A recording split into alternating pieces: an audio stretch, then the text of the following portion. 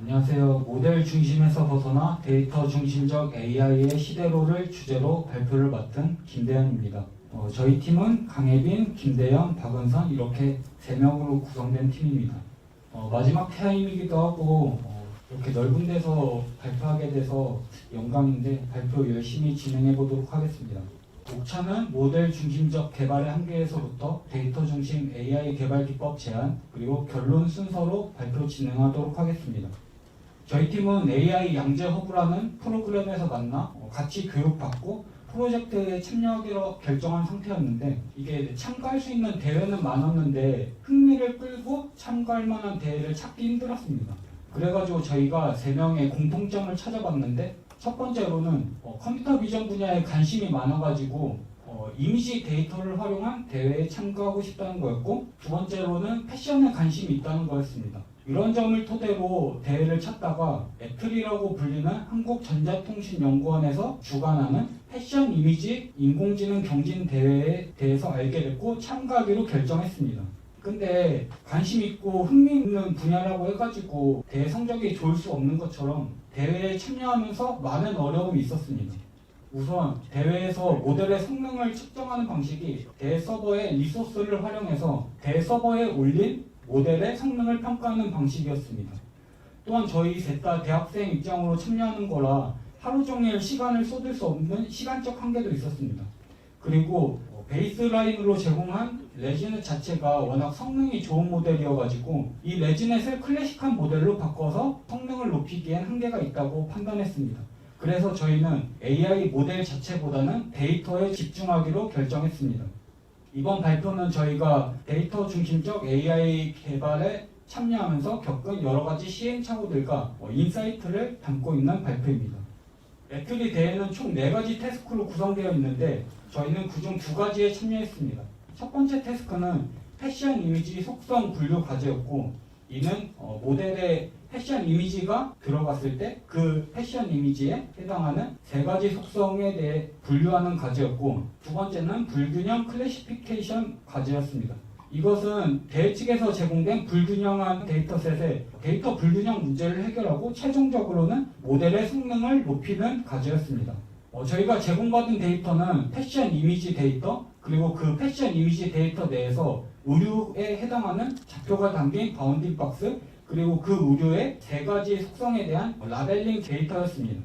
이게 실제로 저희가 제공받은 데이터인데 데이터 이름이 있고 의류의 바운딩 박스, 그리고 데일리, 젠더, 인벨리시먼트 3가지 속성에 대한 라벨링을 확인할 수 있습니다. 가장 먼저 데이터를 받고 접근했던 방식은 모델 중심적 개발입니다. 여기서는 저희가 사용한 AI 모델의 특징에 대해 설명드리고 그에 따른 결과 순서로 발표하겠습니다. 가장 먼저 했던 AI 모델은 2021년 구글 AI에서 발표한 코어넷이었습니다. 코어넷은 이름에서 알 수 있듯이 컨볼루셔널 네트워크와 어텐션에 결합한 모델입니다. 컨볼루션과 어텐션의 장점이 결합돼서 모델의 일반화, 용량, 효율성 개선이라는 장점이 있었는데 이런 장점이 클래시피케이션 태스크를 수행하는데 잘 맞다고 생각했고 리소스가 한정되어 있는 대회 참여에도 잘 맞는 모델이라 생각해서 선택하게 되었습니다. 다음은 레지넷 100일을 선택했는데 레지넷 100일에서는 스킵 커넥션이라는 방식을 도입해서 기존에는 딥러닝 모델에서 층을 깊게 쌓을수록 기울기 소실 문제로 인해서 모델의 정확도가 떨어지는 문제가 있었는데 이를 해결한 방식입니다. 저희는 베이스라인으로 제공된 레지넷 18에서 층을 깊게 쌓는 방식으로도 충분히 성능 향상이 있을 거라 생각해서 레지넷 100일을 선택했습니다. 이거는 저희가 모델한 결과를 나타내고 있는데 다른 데이터를 건드리지 않고 하이퍼 파라미터 조정 없이 모델만을 바꿨을 때 나타난 결과입니다. 전체적으로 성능이 떨어지고 있고 크게는 11.6%에서 적게는 6.9%까지 정확도가 떨어지는 것을 확인할 수 있습니다.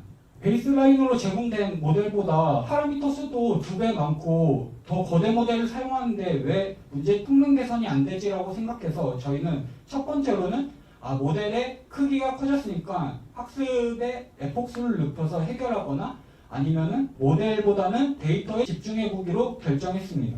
근데 전자의 방식은 이미 총학습시키는데 하루 반 정도 걸리는 상황이고 대회에 하루에 올릴 수 있는 횟수 자체가 한정되어 있어서 시간적으로 비효율적이라 판단해서 저희는 데이터 자체에 집중해 보기로 결정했습니다. 여기서부터는 저희가 시도한 데이터 중심적 AI 개발 기법에 대해서 설명드리겠습니다. 우선 데이터 어그멘테이션입니다. 데이터 어그멘테이션은 하나의 이미지 데이터를 여러 가지 효과를 넣어서 데이터의 양을 늘리는 방식인데 대표적으로는 좌우 상하 반전을 통한 미러링 방식, 그리고 데이터의 일부를 자르는 크로핑 방식, 그리고 데이터를 회전시키는 로테이션, 노이즈를 첨가하는 노이즈 인젝션 방식이 있습니다. 그럼 데이터 어그멘테이션 왜 하는데 생각이 들 수 있는데 우선 첫 번째로는 딥러닝 모델 자체가 데이터의 수에 많은 영향을 받기 때문입니다. 딥러닝에서는 데이터 수가 적으면 모델의 성능이 급격히 하락하는 경향이 있습니다.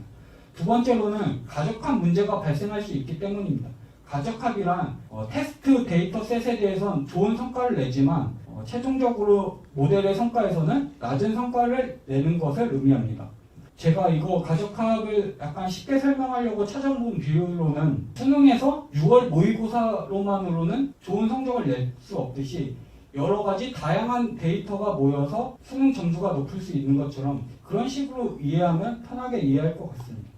오케이. 그러면 이제 알겠어. 데이터 많은 게 중요하다 생각할 수 있습니다. 그래서 데이터 회전 5도, 10도 한 장에 100장씩 뽑아내면 된다 이렇게 생각할 수 있는데 절대 아니고 데이터의 수가 많은 것도 중요하지만 그 데이터의 일관적인 데이터 구성도 중요하고 데이터 자체의 질도 중요하다고 생각합니다. 예를 들어서 왼쪽에 의류에 대해서 과도한 노이즈를 씌울 경우 오른쪽처럼 나타날 수 있고 가운데 사진처럼 과도한 회전을 가한 데이터에 대해서는 제대로 클래시피케이션이 이루어지지 않는 문제가 발생할 수 있습니다. 앤드류 웅 교수님의 데이터 중심 개발의 발표 자료에 따르면 클린한 데이터와 노이즈한 데이터의 성능 차이가 같으려면 약 500개 이상의 데이터 차이가 발생해야 된다고 말씀하고 계십니다. 실제로 500개 정도의 데이터 차이에서는 오른쪽에 보이는 막대 그래프처럼 성능 차이가 확연히 나는 걸 확인할 수 있습니다. 다음은 데이터 밸런싱입니다. 데이터 밸런싱은 제공받은 데이터셋이 어떤 한 항목에 대한 데이터에 집중되어 있는 문제를 말하고 있습니다. 이런 경우에 모델을 학습시켰을 때 최종적인 결과에 성능이 반영되는 문제점이 발생할 수 있습니다. 저희가 태스크2에서 제공받은 데이터셋을 나타낸 건데 실제로 가장 많은 데이터와 가장 적은 데이터의 차이가 약 2,400개 정도 차이가 났습니다. 저희는 이런 문제를 해결하기 위해서 데이터 수가 많은 항목에 대해서는 데이터를 자르고 그리고 데이터가 적은 항목에 대해서는 데이터 어그멘테이션을 통해서 데이터를 늘리는 방식으로 조정했고 최종적으로는 가장 많은 데이터와 적은 데이터의 차이가 570개까지 줄였습니다. 이렇게 데이터의 밸런싱만으로도 저희 모델의 성과는 약 3.12% 상승하는 결과를 냈습니다. 마지막으로는 데이터 리라벨링입니다. 데이터 리라벨링에서는 잘못된 데이터를 찾아 수정하는 방식을 말하고 있고 이를 통해서도 모델의 성능 개선이 있다고 말하고 있습니다.